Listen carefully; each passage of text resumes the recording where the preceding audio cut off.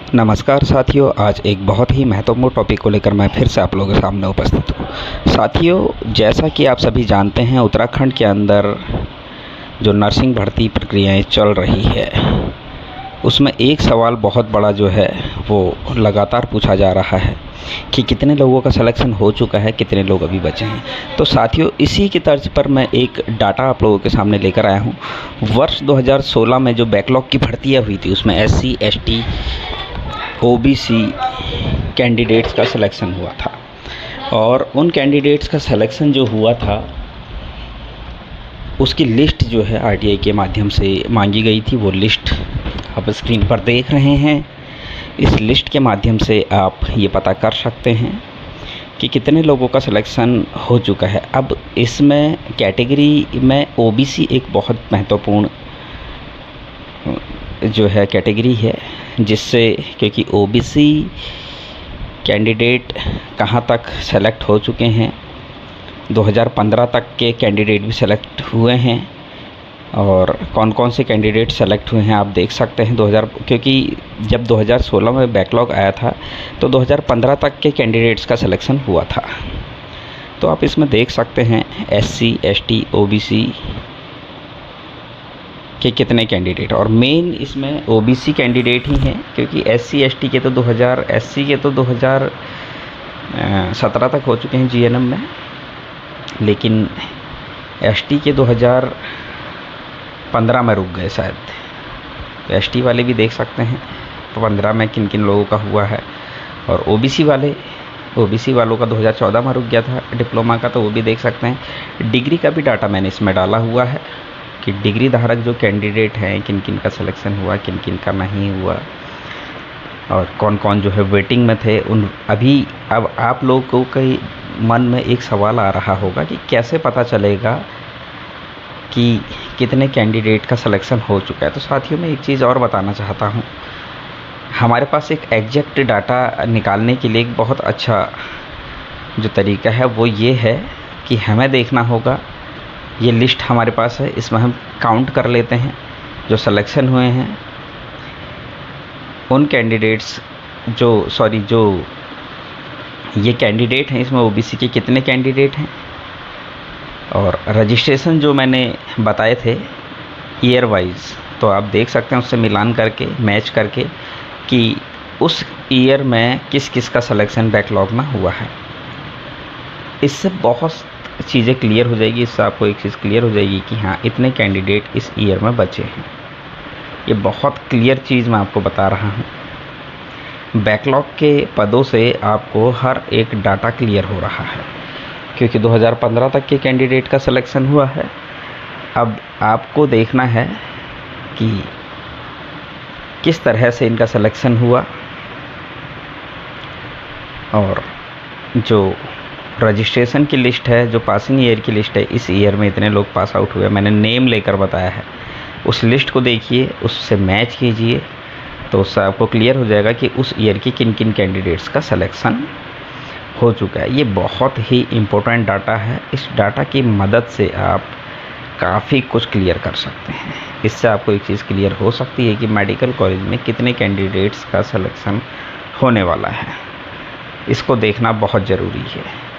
EWS उस समय नहीं हो था, और EWS की सीट भी नहीं थी, तो EWS के लिए नहीं। लेकिन EWS के लिए एक बहुत बड़ी मुसीबत यह है कि 2016 तक के कैंडिडेट का सिलेक्शन हुआ, अब दोबारा से EWS बहुत ज़्यादा बन गए हैं।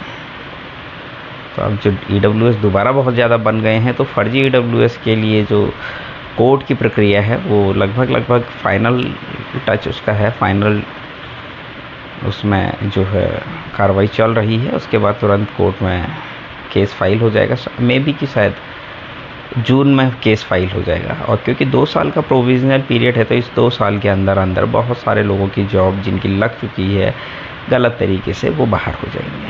ये बहुत बड़ा मुद्दा है। तो साथियों, ये जो स्क्रीन पर मैं डाटा आप लोगों के साथ शेयर कर रहा हूँ, आप इस डाटा की मदद से काफ़ी कुछ क्लियर कर सकते हैं। जैसा कि मैंने आपको बताया कि ये वो डाटा है जिससे आप लोगों को बहुत ज़्यादा मदद मिलने वाली है, बहुत ही ज़्यादा मदद मिलने वाली है हर एक चीज़ क्लियर करने में। इस डाटा को आप देख सकते हैं। इसमें वेटिंग लिस्ट भी दी गई थी। अभी जो नर्सेस स्वास्थ्य विभाग में 1564 पदों पर जो रिजल्ट आया, सिलेक्शन लिस्ट आई, उसमें वेटिंग लिस्ट नहीं दी गई, जबकि वेटिंग लिस्ट का प्रावधान होता है, लेकिन इसमें वेटिंग लिस्ट नहीं दी गई। ये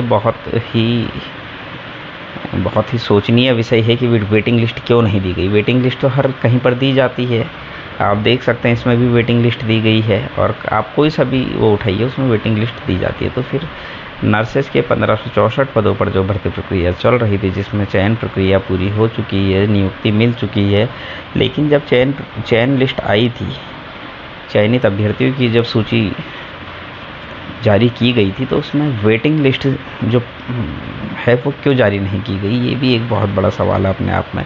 वेटिंग लिस्ट जारी की जानी चाहिए थी, चलो उस समय नहीं की, अब की जानी चाहिए, और ये बहुत ज़रूरी है। और कब वेटिंग लिस्ट आप निकालेंगे, क्योंकि 1 साल के अंदर अंदर निकालने का प्रावधान, एक साल के अंदर अंदर निकालने के लिए गवर्नमेंट ने कहा है, तो वेटिंग लिस्ट कब निकलेगी ये बहुत बड़ा मुद्दा है। साथियों, ये जो बैकलॉग के 206 पद आए थे, इसमें SC category, ST category, OBC के कैंडिडेट का सिलेक्शन हुआ था, और इसमें BSc नर्सिंग के कैंडिडेट पहली बार सम्मिलित हुए थे। स्वास्थ्य विभाग में पहली बार BSc नर्सिंग के कैंडिडेट सेलेक्ट हुए थे, और 24 कैंडिडेट सेलेक्ट हुए थे total. SC, ST, OBC candidate ये थे, और किस किस तरीके से इनका डाटा मैंने दिया हुआ है, इसमें पूरा डाटा इसमें दिया हुआ है, तो ये भी आप अच्छे से देख लीजिए BSc नर्सिंग वाले कि किन किन कैंडिडेट्स का सिलेक्शन पहले हो चुका है। क्योंकि बहुत सारे ये गलती कर देते हैं कि उनको लगता है कि अभी ये कैंडिडेट तो बचे हैं, क्योंकि अब होता है कहीं ना कहीं क्या होता है कि जानकारी नहीं होती है, जानकारी ना होने के कारण हम चीज़ें समझ नहीं पाते हैं। इसीलिए मैं ये सारा डाटा आप लोगों के साथ शेयर कर रहा हूँ। इसमें मैंने नियमावली भी जो है आप लोगों के समक्ष रखी है, स्क्रीन पर आप देख सकेंगे। नियमावली भी मैंने इसमें शेयर की है। नियमावली मैंने इसलिए शेयर की है, हमें नियमावली का भी ज्ञान होना चाहिए कि क्या भत्ते हमको मिलते हैं, क्या हमारी यूनिफॉर्म है, वहाँ पर कौन कौन से नियम जो है स्वास्थ्य विभाग में चलते हैं, ये सारी जानकारी हमारे पास होना बहुत ज़रूरी है। क्योंकि जब हमारे पास सारी जानकारी होगी तभी हम एक बहुत जो हैं शार्प नर्सिंग अधिकारी बन सकते हैं, एक बहुत मजबूत नर्सिंग अधिकारी बन सकते हैं। नॉलेज का होना बहुत ज़रूरी है, और अपने प्रोफेशन की ये सारी जानकारियाँ हमारे पास होनी भी चाहिए, क्योंकि ये बहुत ज़रूरी है। RTI के द्वारा मैं लगातार ये इन्फॉर्मेशन मांगता रहता हूँ, और ये इन्फॉर्मेशन सभी के पास होनी चाहिए, इसलिए मैं अपने चैनल पर ये सारी इन्फॉर्मेशन डालता रहता हूँ। तो साथियों, आप ये देख सकते हैं, ये सारी जानकारियाँ लगातार मैं अपने चैनल पर डाल रहा हूँ। आप स्क्रीन पर देख रहे हैं किस तरीके से जो है बैकलॉग के पदों पर भर्ती प्रक्रिया चली थी, किस तरीके से सिलेक्शन हुआ था। उस टाइम पर जो सिलेक्शन मोड ऑफ सिलेक्शन था वो था मेरिट वाइज। टाइम पर परसेंटेज वाइज सिलेक्शन होता था, जिसकी ज़्यादा परसेंटेज होती थी उसका सिलेक्शन पहले होता था, जिसकी कम होती थी उसका बाद में होता था। तो मेरिट वाइज सिलेक्शन होता था।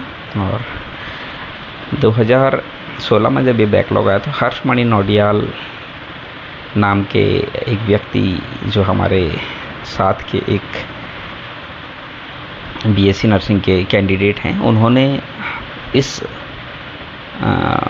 प्रोसेस को चैलेंज किया था हाई कोर्ट में कि मेरिट वाइज सिलेक्शन से जो है उत्तराखंड के जो गवर्नमेंट कॉलेज से करने वाले अभ्यर्थी हैं, क्योंकि गवर्नमेंट कॉलेज में परसेंटेज कम दी जाती है, उनकी परसेंटेज कम होती है, और प्राइवेट कॉलेजेस से या फिर बाहर से जो करके आते हैं वो पैसे के दम पर अच्छी परसेंटेज लाकर अपना सिलेक्शन, अपना जो है कोर्स कर लेते हैं।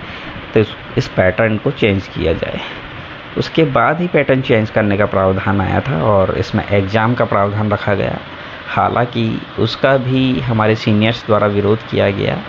सीनियर्स ने यही कहा कि नियमितीकरण किया जाए, नियमित किया जाए NHM के लोगों को, NHM और उपनल के कैंडिडेट्स को नियमित किया जाए। लेकिन नियमितीकरण से जो है प्राइवेट हॉस्पिटलों में काम करने वाले बाकी जितने भी बेरोज़गार नर्सिंग साथी थे, युवा थे, उनको बहुत बड़ा झटका लग रहा था। तो इसका फिर विरोध हुआ, और 18 अगस्त 2021 के दिन एलिंग वेलफेयर नर्सेस फाउंडेशन के बैनर तले DG हेल्थ का घेराव किया गया और नियमितीकरण का विरोध किया गया। और वर्षवार की नियुक्ति के लिए जो है एक बहुत बड़ा आंदोलन किया गया, और तभी से जो है वर्षवार नियुक्ति का जो है रास्ता खुला। उसके बाद लगातार आंदोलन हुए, एकदम रास्ता नहीं खुला, लेकिन यह है कि एक आंदोलन शुरू हो गया वर्षवार नियुक्ति का, और धीरे धीरे लोग उससे जुड़े, और कहीं ना कहीं फिर धीरे बाद में वर्षवार नियुक्ति का जो एक बड़ा आंदोलन चला था, कहीं ना कहीं उसको जीत मिली और वर्षवार नियुक्ति का रास्ता साफ हुआ। तो साथियों, ये एक बहुत बड़ा मुद्दा है। इसी तरीके से जो है आंदोलन किए जाते हैं, और बहुत सारे लोग ये भी कहते हैं कि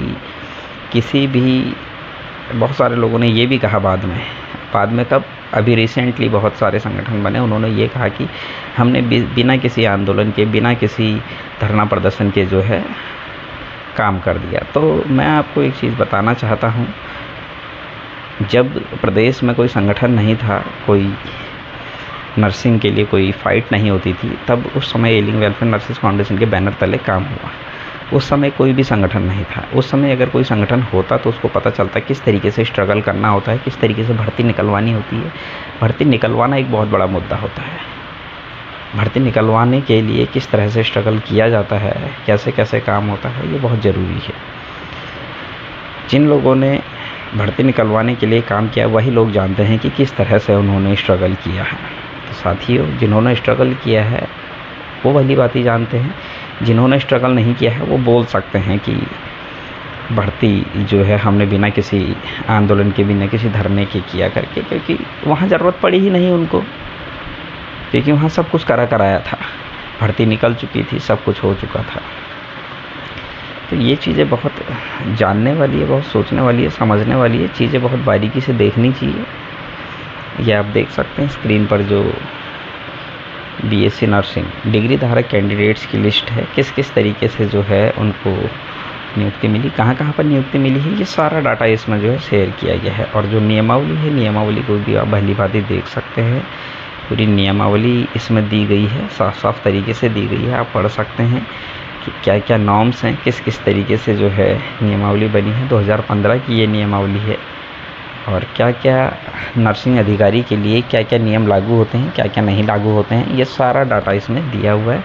आप इस सारे डाटा को अच्छे तरीके से देख सकते हैं, और आपको ये डाटा आपके पास होना भी चाहिए, और क्योंकि ये बहुत महत्वपूर्ण डाटा है, बहुत महत्वपूर्ण नियमावली है। ये चीज़ें हमारे पास होनी बहुत ज़रूरी है। ये बाद में काम आती है, बहुत भविष्य में कहीं ना कहीं हमारे काम ही आएगा। तो आप इन चीज़ों को देख लीजिए। और मैं फिर से आपको एक ही चीज़ कहूँगा, ये डाटा आप अच्छे तरीके से देख लीजिए, ये बहुत महत्वपूर्ण होने वाला है आपके लिए। यही डाटा आपको हेल्प करेगा आपके सिलेक्शन में, कि किस तरीके से आपका सिलेक्शन होगा या नहीं होगा। इस डाटा को आप क्लियर देखिए, और उसके बाद इस जो ये डाटा है इससे मैच कीजिए रजिस्ट्रेशन जो ईयर वाइज मैंने बताए थे, उस डाटा को मैच कीजिए। आपको चीज़ें क्लियर हो जाएगी कि कितने लोगों का सिलेक्शन हुआ है, कितने लोग अभी बचे हुए हैं। थोड़ी मेहनत तो आप लोगों को भी करनी पड़ेगी। मैं भी मेहनत करता हूँ, मैं भी आप लोगों तक इन्फॉर्मेशन पहुँचाता हूँ। मेरा कोई निजी स्वार्थ नहीं है। अगर निजी स्वार्थ होता तो मैं इन्फॉर्मेशन आपको देता ही नहीं, इसका पैसा लेता। आपको बोलता आपको इन्फॉर्मेशन चाहिए तो आप मुझे इतना पैसा दो, मैं आपको इन्फॉर्मेशन दे दूँगा। लेकिन मेरा ऐसा कोई मकसद नहीं है। मेरा मकसद आप लोगों से पैसा कमाना नहीं है। मेरा मकसद आप लोगों को जागरूक करना है, आप लोगों तक इन्फॉर्मेशन शेयर करना है, आप लोगों तक इन्फॉर्मेशन पहुंचाना है, ताकि मेरे प्रोफेशन के जितने भी लोग हैं वो अवेयर हो सकें, मेरा प्रोफेशन ज़्यादा से ज़्यादा मजबूत हो सके, और मजबूती के साथ आगे फ्यूचर में एक मजबूत प्रोफेशन बना सके। कहीं ना कहीं जब सब लोग जागरूक होंगे तो क्या होगा, हमारे प्रोफेशन का स्टैंडर्ड बढ़ेगा। और यही सोच सभी के अंदर होनी चाहिए कि हाँ, हमें जो है अपने साथियों से धोखाधड़ी से पैसा नहीं कमाना है, हमने उनके साथ मिलकर प्रोफेशन को मजबूत करना है। जब तक हमारा प्रोफेशन मजबूत नहीं होगा तब तक हमारे प्रोफेशन का वैल्यू नीचे डाउन ही रहेगा। तो साथियों, मैं आप सभी लोगों से सिर्फ और सिर्फ एक ही बात कहूँगा, अवेयरनेस बहुत ज़रूरी है, अवेयर होना बहुत ज़रूरी है। जागरूकता हमारे प्रोफेशन के लोगों में होनी चाहिए। जब तक हम जागरूक नहीं होंगे तब तक प्रोफेशन आगे नहीं बढ़ेगा। मेरी शुरू से एक ही जो है एक ही चाहत है कि प्रोफेशन जो है आगे बढ़े, प्रोफेशन के लोग ज़्यादा से ज़्यादा अवेयर रहें। और मैंने बहुत ज़्यादा कोशिश की कि हाँ, मैं अपने प्रोफेशन के लोगों को मजबूत कर सकूँ। जितने भी लोग मेरे से इन्फॉर्मेशन मांगते हैं, मैं कोशिश करता हूँ उनके द्वारा मांगी गई जानकारी मैं उन तक पहुँचाऊँ। जितना मेरे से हो सकता है मैं कोशिश करता हूँ कि हाँ, मैं अपना 100% उन लोगों को दूँ। जितनी इन्फॉर्मेशन वो मेरे से चाहते हैं उतनी इन्फॉर्मेशन मैं उन तक पहुँचाऊँ। और लगभग मैं अपनी कोशिश में कामयाब भी हो रहा हूँ। अपने चैनल के माध्यम से मैं लगातार इन्फॉर्मेशन आप लोगों तक शेयर कर रहा हूँ। आगे भी मैं इसी तरह की इन्फॉर्मेशन आप लोगों तक शेयर करता रहूँगा। ऐसा नहीं है कि मैं सिर्फ अभी कुछ लिमिट टाइम है, ऐसा नहीं है। इन्फॉर्मेशन आप लोगों तक पहुँचाता रहूँगा। प्रोफेशन तभी मजबूत होगा जब हम लोग अवेयर होंगे। जैसा कि मैंने पहले भी बताया, अवेयरनेस बहुत ज़रूरी है। प्रोफेशन का स्टैंडर्ड उठना बहुत ज़रूरी है। वैल्यू हमारी तभी होगी जब हम अपने प्रोफेशन की वैल्यू उठाएंगे। साथियों, मैं एक ही बात आप लोगों से कहूँगा, सभी लोग अवेयर रहें, सभी लोग जागरूक रहें, यूनिटी में रहें, ताकि प्रोफेशन आगे बढ़ सके। आगे भी मैं इसी तरह की जानकारी आप लोगों के लिए लेकर आता रहूँगा। तब तक के लिए धन्यवाद।